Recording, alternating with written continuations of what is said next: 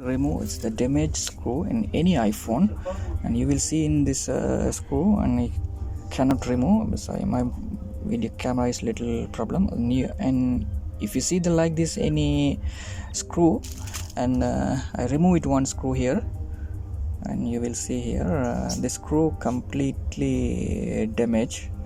So how we will remove, and I showing for you. You will just watch.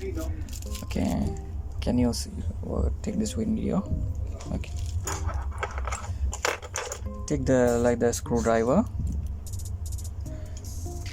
Show me this screw. Okay,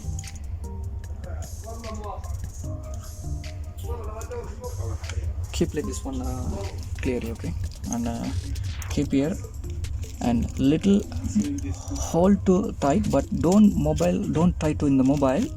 Okay, and keep here very hard and slowly rotate, and it will slowly rotation, and screw it's come out. So after when it's come, it's half in screw, and you will remove it easily. So it's a easy technique, so don't need to your rotation is too much any of the screwdriver.